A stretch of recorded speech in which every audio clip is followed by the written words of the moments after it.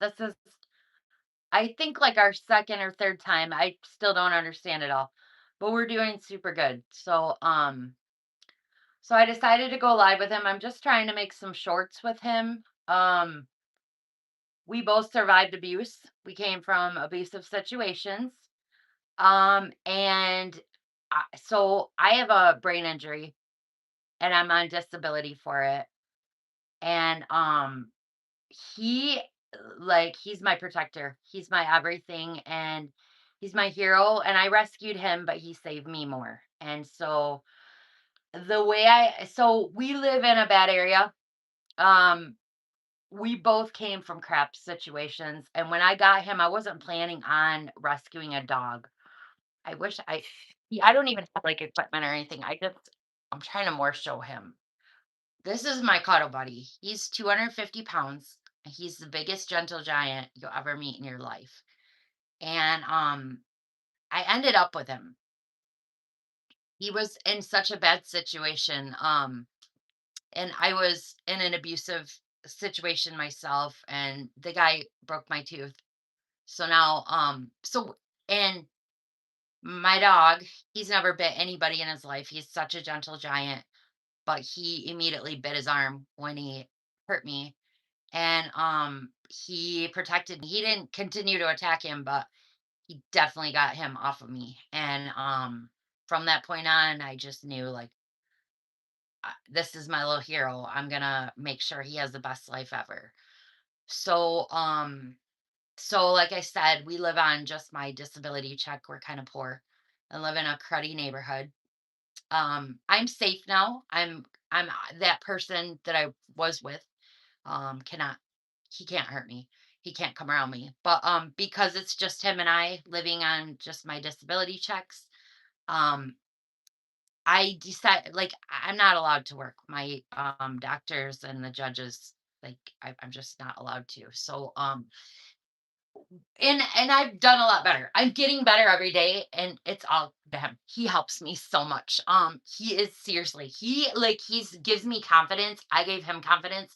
When I got him, he was so skinny and emaciated and they kept him in this little small closet in the basement and only let him out once a day for like 10 minutes. And then he had to go back to this like dark closet. There wasn't even lights in there. And he was so skinny because the guy couldn't afford his food. So I promised myself as soon as I get a house, and I don't even care, like we live in a crappy neighborhood. I don't have the greatest house, but it's awesome. And so we barely get by on the money that I have for my disability. So my whole point in this is that he he saved me. Like and like I said, he saved me from abuse so much. And when he bit that guy's arm that broke my tooth and hurt me, I decided like right then, like him and I are gonna figure out a way out of here. Like right now, we're gonna figure a way out. And so it's like so I guess I keep losing my train of thought. Sorry, I do have a brain injury, but what we're trying to do is get him enough money so him and I can get to a safer place and be able to spoil this fat guy because he really deserves it.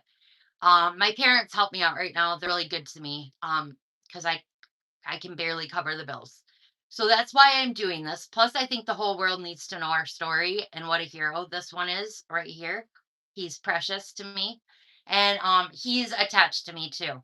Um he like I said, he was abused too. So he gets scared of like when men are around him yelling. He gets scared, but like he's really protective too. He's such a protector. Like he knows that his mom saved him and he knows that and I've taught him to like be trusting and loving. And this snuggling right here, he would have never done this when I first got him. He was scared of people. And just he wasn't really that socialized. Like I said, they kept him in a dark closet, in a really tiny closet in the basement. And so it's a good story. It's a good, happy story. We're coming up. Um, I was in kind of a bad place too because I was healing from my brain injury and I wasn't really able to do a lot at all. So now that I'm able to do more, I started like just walking him a lot. Like he loves to go to the park and walk around. And so after a while, I sound like Forrest Gump, but like after a while, we just started jogging and running together. And now I'm training for my first half marathon. So I'm doing super good, like enormously well. And I really owe it to this guy. But he eats so much. Like his favorite snack is pig ears. That's like he can demolish one in 2 seconds. Like you can see the size of his head here, just here, like his head is like he can't. He's such a baby. See, he takes up the whole couch. And so he's really funny too. He's like so funny. One thing when he was little, before I had him, somebody used to like torture him by chasing him with a vacuum cleaner when it was on, and it would scare him so bad. So when I get my vacuum out and I have to vacuum every day, I have to vacuum. This guy sheds like I have drool on my ceiling because they shake their head and drool goes everywhere. So you got to wash your walls and your ceilings and stuff all the time. Like they're not they're not for somebody who's lazy about housekeeping. So you definitely gotta, and you have to get a good vacuum too. I had to break down and ask my parents for a shark vacuum because I kept going through vacuums like it wasn't they were not keeping up after him. You just have like dust bunnies in your hallway after one day. It doesn't matter what you do. So and like brush him. So and they're really lazy. They like to see he does get a lot of exercise. He likes to exercise. But I found out because when I started running more, I found out that like they're not their bodies because they get like hip dysplasia and their joints and stuff, they can't go a long distance. So he runs with me like when it's darker out, like because we live in a bad area, like I said. So and listen, people are really just intimidated by his size. So he like I said, he did protect me from that guy that one time. But he's not an aggressive, mean dog. It's just his look at his tongue hanging out. But his sheer size intimidates people. And so, people will say like you should run with Mace because of the area you live in. You shouldn't go out at night. And I'm like, I have him. He's better than carrying a gun or anything. Like I think all women should definitely have a dog like this because people see him and just cross the street and they have no idea he would love them to death. Unless somebody were to hurt me, he would eat them. Yes. But he really he just wants to be petted and have lots of belly rubs and stuff. So ain't that right, buddy? Ain't that right? Like his paws, I'm gonna show you like how big his paws are. So like just give me your okay. He doesn't want to cooperate right now, but what are you doing? You know you're on camera. I'm trying to make you YouTube famous. But the other good thing, the cool thing about having him is so many people in my area, when we moved in, he was like an icebreaker. And it's also because he'll roam around in my yard and it's a deterrent for, nobody's gonna break in here. And he like I had never had a Saint Bernard. Oh, my brother had one. And he was just a gentle giant too. They're just couch potatoes. They sleep 80% of the day, but like he has skin allergies. I didn't know it when I got like I said, he was emaciated when I got him. He was starved. So when I got him, I was just buying my dad was buying his food for me because after my checks, I don't we just don't have much money. So we're poor. We're poor people. But I so he was just buying like Purina dog food for him and I noticed like he was putting weight on, but he was getting these like blisters almost like on his back, like towards his like the hair on his back. So like under his fur because he's got a couple layers of fur and then it would kind of become like scaly and flaky. So I found out anyway that St. Bernards can't have any food with a chicken byproduct. And like almost all your dog foods, like all the top brand, everything with dog food, they generally have chicken byproduct in them. If not chicken or um chicken formed or chicken, I mean everything's chicken, right? So I found out that because they're saints and they were bred for mountain rescue and stuff, and that's all they're like evolutionary used to, they never had chickens. That's not what they survived on or ate. So I talked to a dermatologist and some people that work with animals, and they said, you know what, the only thing a lot of them that have the skin allergies and the food allergies, they need to have salmon or lamb based food, and that's it. And so my mom and dad help me out, and they buy him, it's expensive. He gets expensive salmon and rice food, but he eats between 8 to 10 cups a day of dog food. He eats a lot of food. It's expensive to feed him. So but as soon as I started feeding him the salmon, and like when they're out of salmon and occasionally we have to get lamb, I get that he likes it. It's just I want to stay with the same diet with him so he doesn't like get an upset stomach or whatever, but he likes both. And as soon as I started feeding him that and like we were safe, we weren't like around bad people like trying to harm him or me anymore. We were in a good safe situation, and he started to eat more and like really enjoy his food, started to get in bed with me, started to just follow me all over. Like he follows me everywhere I go. He's my little buddy. He's my shadow. So he started putting on the weight, and I bet since I've gotten him, he's gained a good 80 pounds. And especially since actually when we started like me training for my first half marathon and running and stuff, he's eating even more. Like I used to just put his because I the thing is with him, he was starved before I got him. And so when he had food, he was a freak. Like he would eat it, like he would inhale it because he was so hungry and he was so used to not having anything that when he had food, he would just, I mean, it was gone in a second and he would guard it. So with him, and I know they say like feed your animal once or twice a day and at a set time. I don't follow that. I leave food out all day. When I get up, his food's always gone. But I fill it like twice a day, and each time I fill it, it's about 8 to 10 cups. So, and he plows that stuff down. So he's a good eater. His favorite treat, my dad loves him, and he comes by to bring him hot dogs because that's another one of his favorite treats. And so when I do give him hot dogs, he when I make him sit and shake his hand, and I hand him the hot dog, and he takes off and goes and like hides with it to eat it like somebody's gonna steal it still. So it's really cute. Um so yeah, so that's a little bit about me and my dog, our survivor story.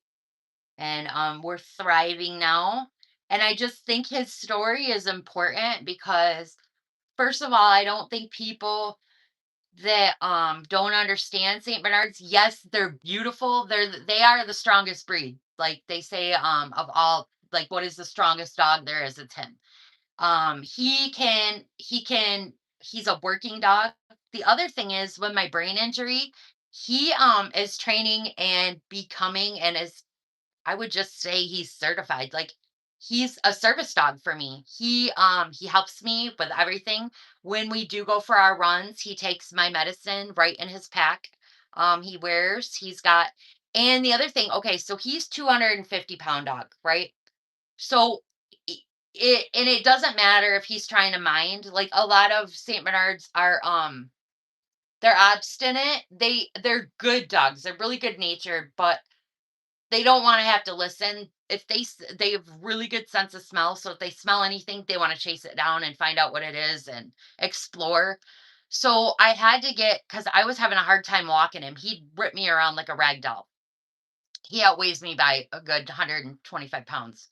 So, he so my sister was like, let me get him this thing. It's called a gentle lead. So it's kind of like a muzzle that goes on him. It goes around. I can show you guys in a minute. And then it hooks down here. Anyway, it doesn't hurt them. They can still eat and drink with it on. And he only wears it when we go out and we're walking or running. And so what it does is when he tries to yank away from me, because he's so powerful, he like a grown man would have a hard time walking him without his gentle lead. What it does is it pulls their heads down. So he can't just take off on me. Otherwise, like he has gotten away from me a few times prior to me getting the gentle lead. And he'll try to sneak off into a corner and pull it off with his paw. And he's done that a couple times and gotten it off and then taken off into the woods. He comes back, of course, after a minute or two, but I panic. So that's been a big helper. It's like night and day difference. I mean, if you get a giant dog like this, you definitely need one or you're not going to be able to control him. And so he's my buddy. So yeah. Do you guys have any questions about him? I mean, if you um anything you want to know, he's gave me so much confidence, and that's like probably the best thing about everything is I was before when I was with the guy that was abusing me and treating me horrible and hurting me. I didn't speak up for myself. I didn't take care of myself like I do now. And I like I'll probably just stay single for the rest of my life because this is my center of my world right here. And he needs me and I need him. And like I told people before, so many people is like, I don't trust people. Like they broke my trust so bad, but I trust my dog. And my dog generally likes people. He loves kids. You can't bring like he loves kids. Like he doesn't he thinks he's this big. He just doesn't understand. But there's been a few times where he's gotten aggressive and I have a couple shorts. You can see there's one where cuz like I said he leads me as a service dog. Like I wouldn't go at night without him or go far from my house because of my disability. So it was dark out and he got to like this road and like I said we don't live in the greatest spot and he stops and you can see it's the or no it's not that one. um I think it has Staying Alive as the song playing on it, but you can see him stop and pause and his hair kind of comes up and he won't go any further and I'm like, what is it, buddy?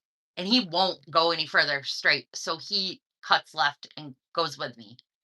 But like I said, for women, I wanted to do a video about abused women and how to like take your power back. And getting a dog like this guy would eat somebody now. He knows who his mama is and he knows like there are bad people out there. He's experienced it. And he's still putting on weight like a ton.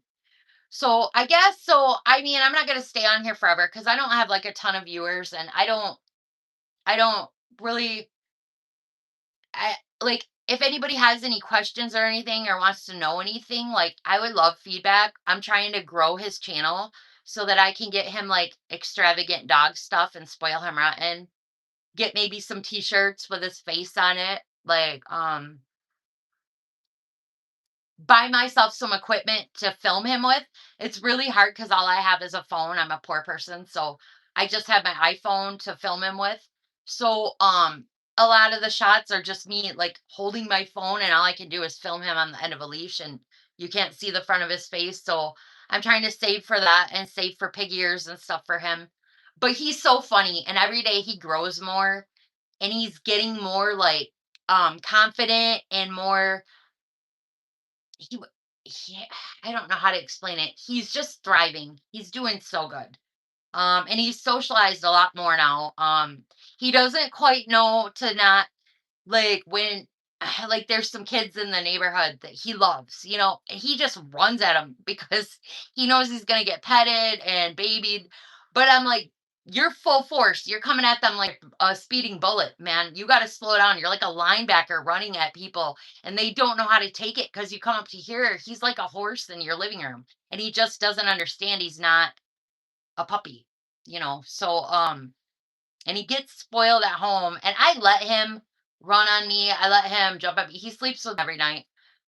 He takes up the entire bed. Sometimes I sleep on my couch just cuz I'll fall asleep out here watching TV or whatever. And this guy somehow figures out a way. I'll wake up to him like on top and he takes up every inch of space we have. But he just wants to snuggle and he snores. And what else do you do funny? I'm telling people about the vacuum that you're terrified. Oh yeah, so about my vacuum. So somebody used to torture him when he was a puppy with a vacuum, must have chased him around or scared him cuz now I have to put him back in my bedroom before I. Oh shoot, I'm screwing up there. Here. Oh no, I don't. So it's asking about Q&A or something. So I didn't mean to do that. I don't know what I'm doing here. I'm sorry. Um I don't know what I'm doing here. Forgive me, I'm brand new at this. But come here, Bubby. Come on, puppy. Okay.